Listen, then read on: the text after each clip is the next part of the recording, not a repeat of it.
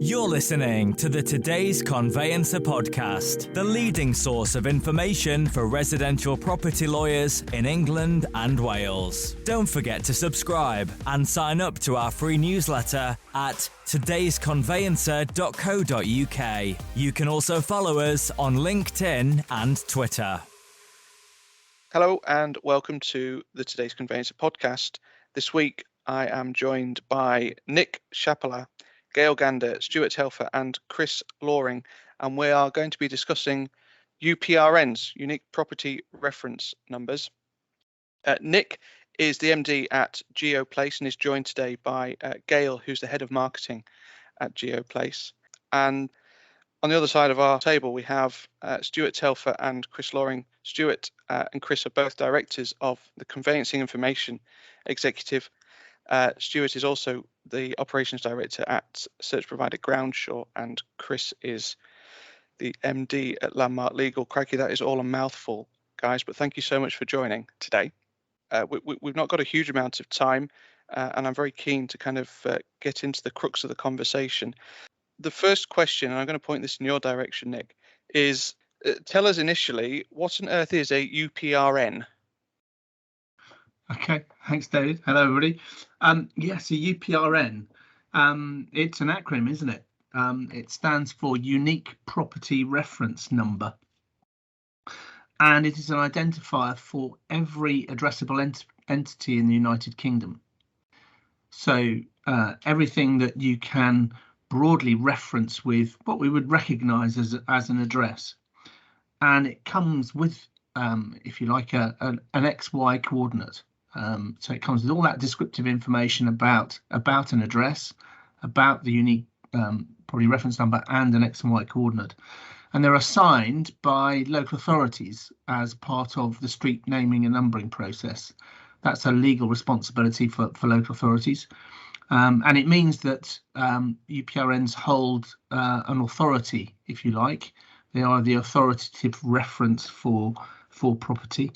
And they can enable all sorts of value and benefits through local authorities. I'm sure we'll talk more about, but also have opportunity to, if you like, connect data and connect systems across the public sector and private sector. Kind of think of them as the national insurance number or a vehicle registration number for a property. And that makes them, or they're also structured such that they're machine readable, so they help us automate processes. Where are conveyancers most likely to come across UPRNs at the moment in their sort of day-to-day lives? Yeah, I mean, I think maybe Stuart and Chris will be able to add to this, but I think conveyancers will come across UPRNs when they're dealing with local authorities. They'll come across UPRNs when they're dealing with some of the big information providers and increasingly lenders across the property sector. These organisations are using the UPRN as a core reference within their database environments to connect data and to give certainty to property identity. And I think we'll see that increasing more and more in the coming years.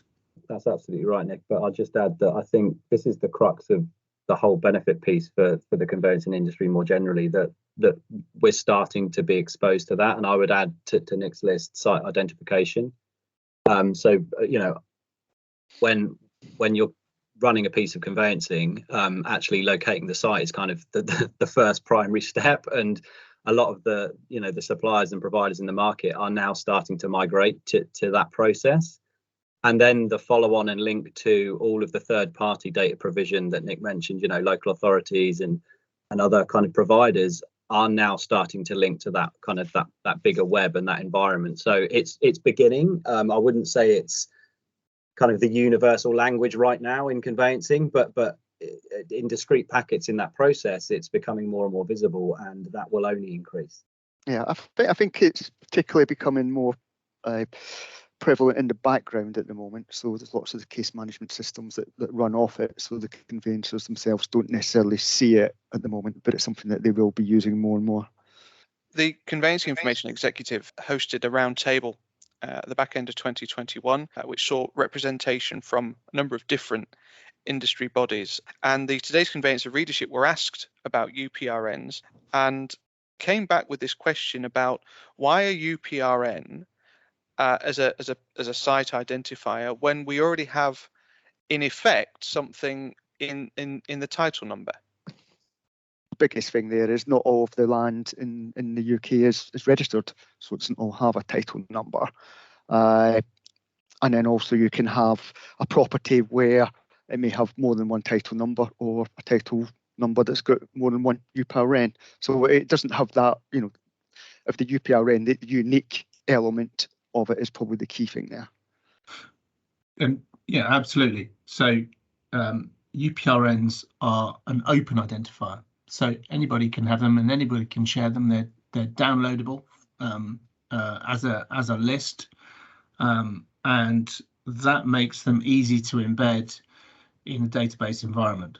Title number obviously refers to ownership and is not open. You need in effect to access that in a separate way.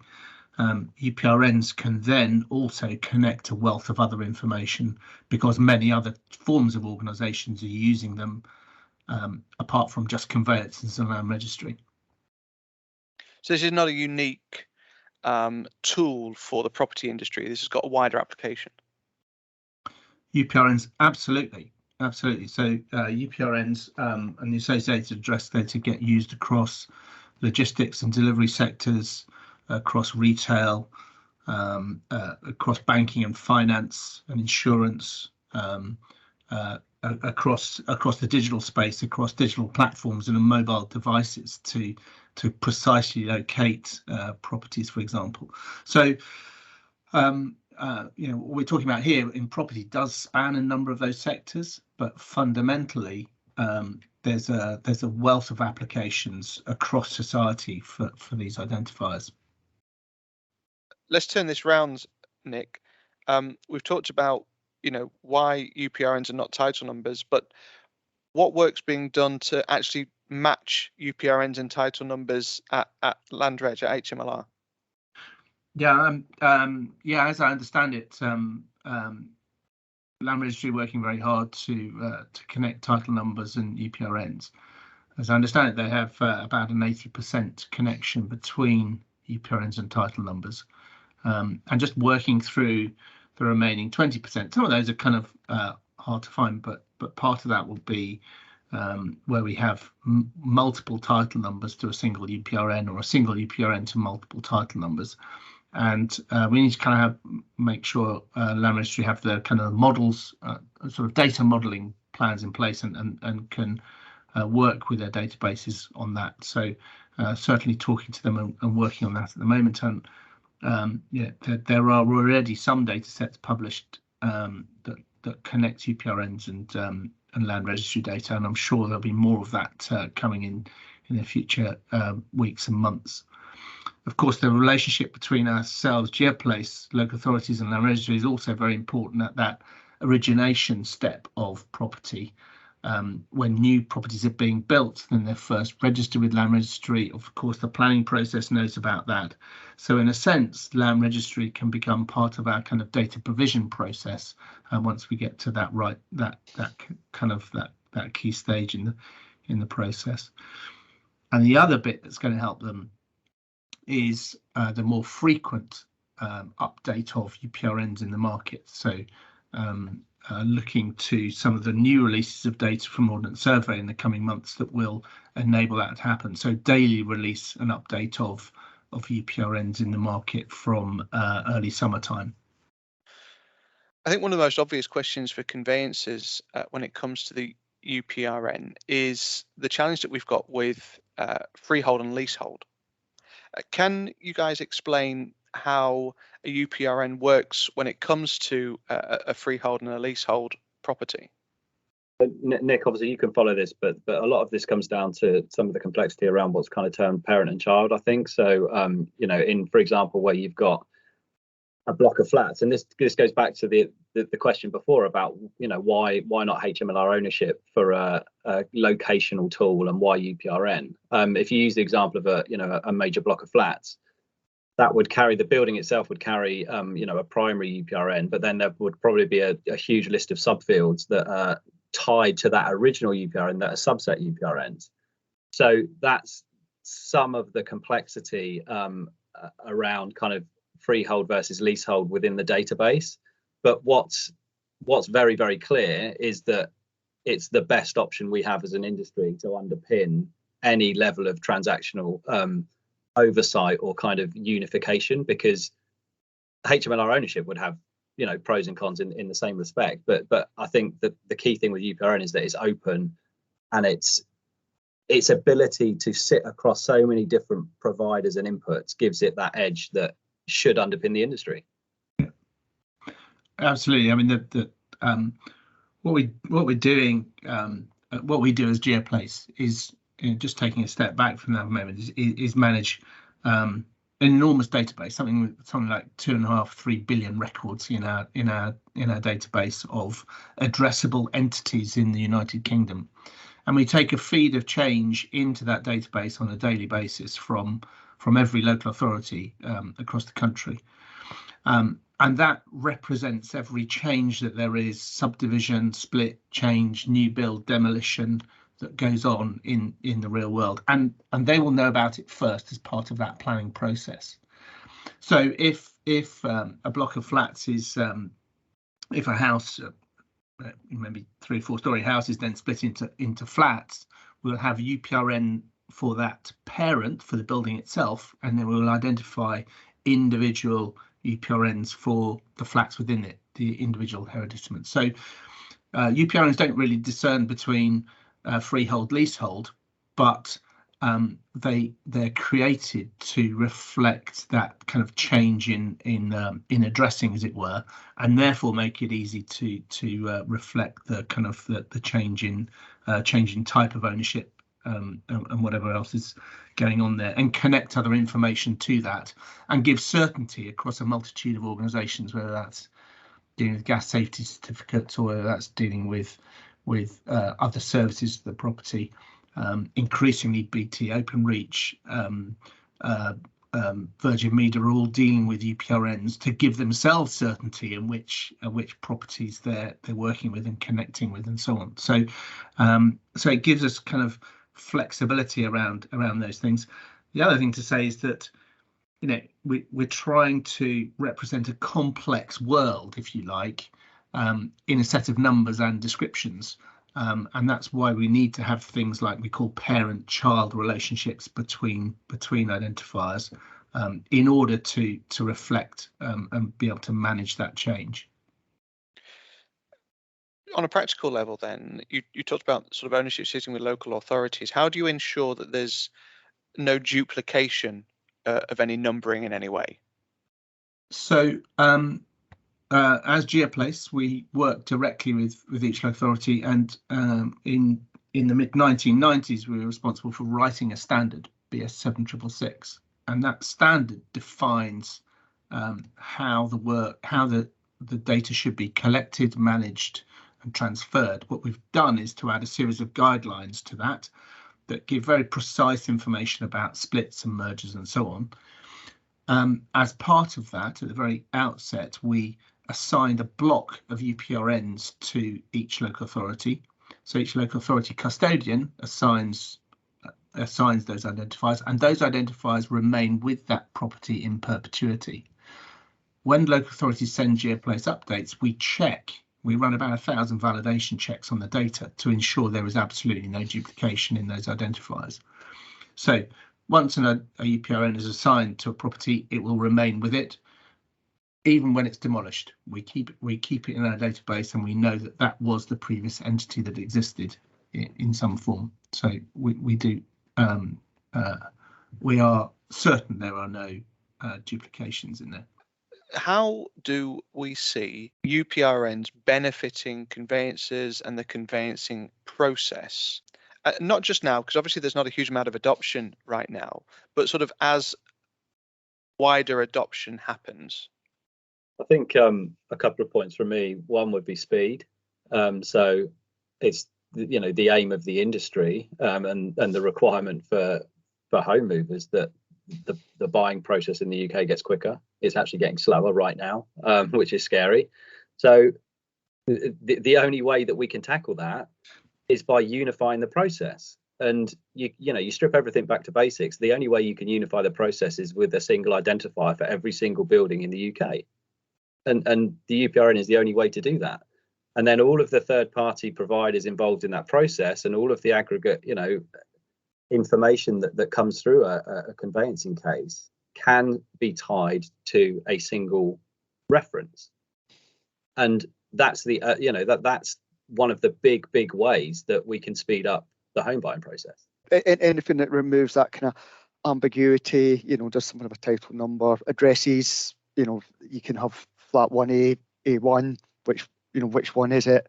And I think for me, the key thing is that machine readable element of the numbers. The more automation, the more certainty you have there, taking out some of the kind of the human elements, all leads into that, what Chris says, increasing the speed, which is obviously to everyone's benefit. I think as we see the volume of transactions just steadily increasing and life becoming more expensive, we're all seeking greater efficiencies, aren't we? So, as the conveyancing sector moves to digitizing and dealing with data in a dynamic form, moving away from the traditional processes to digital and dynamic and technological based processes, you need to be able to automate things as much as possible.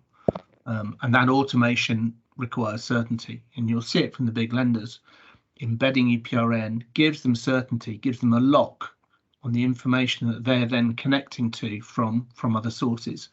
And conveyancers themselves are going to have to adopt that same approach in order to remain competitive going forward.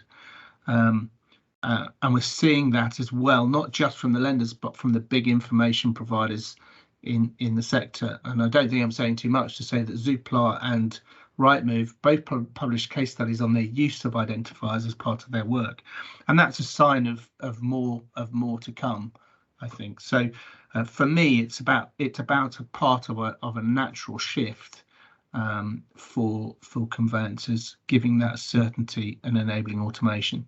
That absolutely is one of the reasons why we initially set up in the conveyancing industry as a trade body, is because increased automation is inevitable, but increased automation requires increased certainty, because the further down the digital journey you go, the less of the underlying inputs and the less of the underlying data you actually get to see. And that's a great thing because it powers, increased speed, it powers efficiencies, but it also has a drawback that unless you've got 100% confidence and credibility in that baseline data for the decision making, you get to see less and less of it more visibly, which is one of the drawbacks. So yeah, that's absolutely bang on. Automation requires certainty, and you can't get to that panacea without a unified reference point. So on a practical level then, is this the first step, if you like, on a journey towards, for example, a combined search whereby we've actually verified everything we need to from the point of the view of the local authority, from the drainage and water provider, we've included all of the environmental data, and actually, instead of having multiple searches, we're in a position where we just have one and it tells us everything we need to know?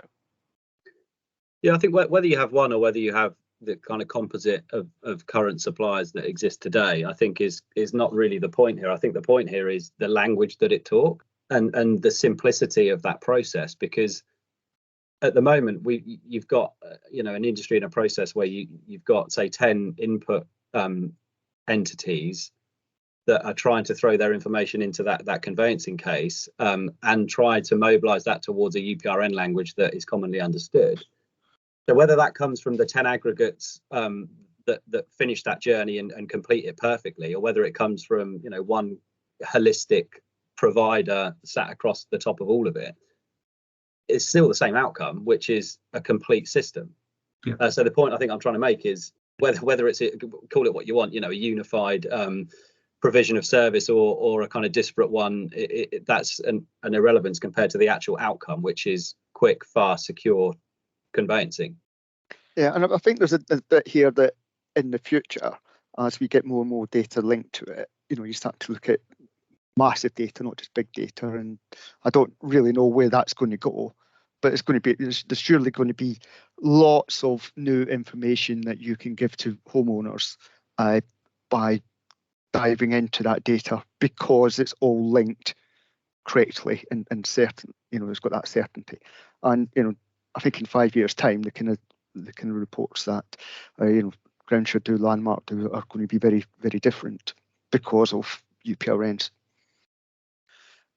Is what we're sort of going round in circles with here, perhaps the elephant in the room? Are we talking about a property passport, a property logbook? Because they're growing in sort of relevance in the industry.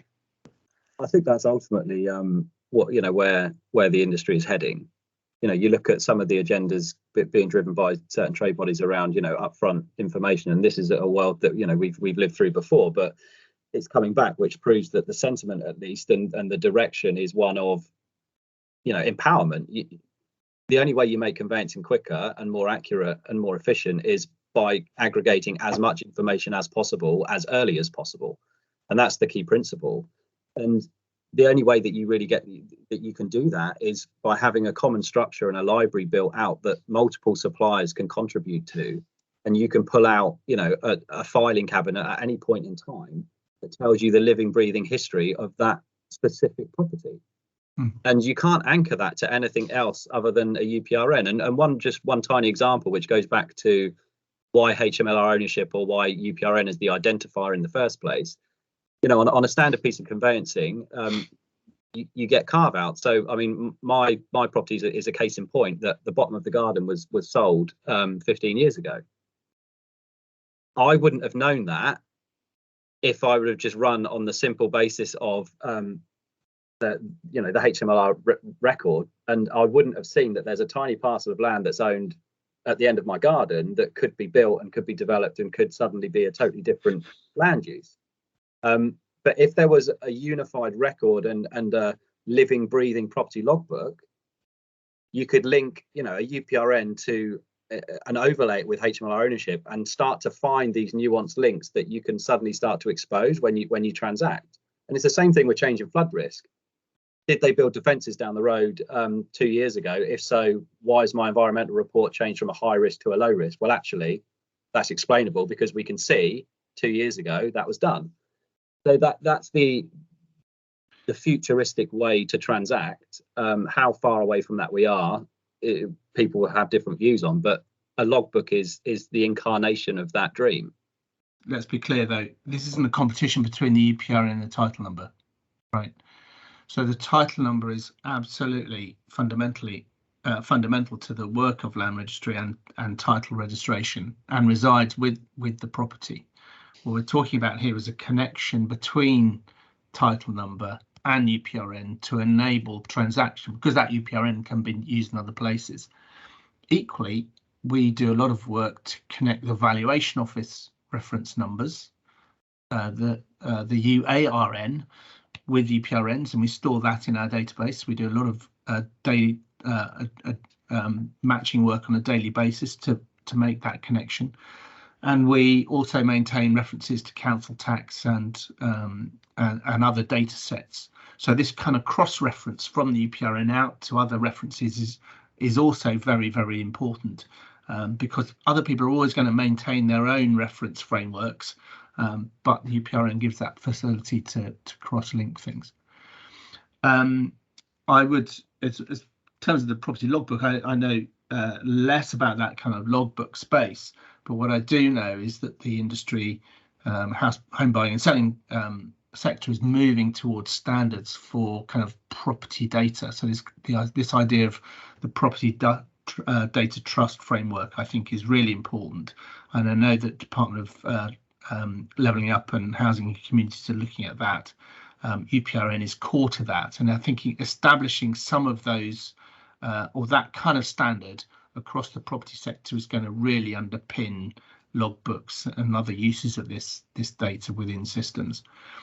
I think the challenge is for you as conveyancers to be pushing your software suppliers to be using this stuff and adopting this stuff, these property standards and these and the identifiers, and embedding them in the back end of your system so that it's just available to you as part of your work on a day-to-day basis. Which leads us rather neatly onto sort of a question around encouraging wider adoption. We've, through the course of the conversation, identified that there are a number of benefits. Again, the Today's Conveyancer survey that we ran ahead of the roundtable identified really very little understanding or awareness of UPRNs in the conveyancing industry. So, just around the table, how do we see that we can encourage wider adoption? Point number one is awareness. So, you look at the conveyancing landscape, for example, in the last 18 months, it's lived through the highest of highs that there's been in the last decade, with the stamp duty relief thresholds in play.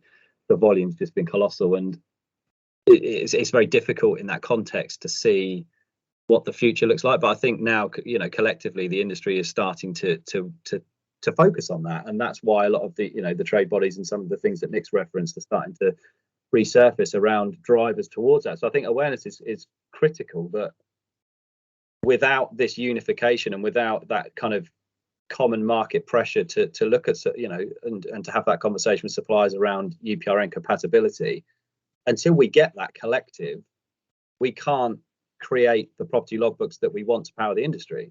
We need everybody and every key critical data supplier to be on that framework, with that UPRN referencing embedded in their business, to then get the whiteboard out and design what a property logbook's actually going to look like. We've all got ideas on it, and we've all got kind of the concept of where we want to take it, but the reality isn't going to happen until every supplier has that compatibility. From a kind of practical sense, we have to make this easy to adopt.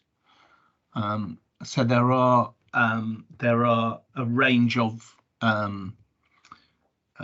data providers and system providers that embed this capability in their solutions, and that has to be easy to opt, and it has to be easy to access as well. So visibility of UPRNs.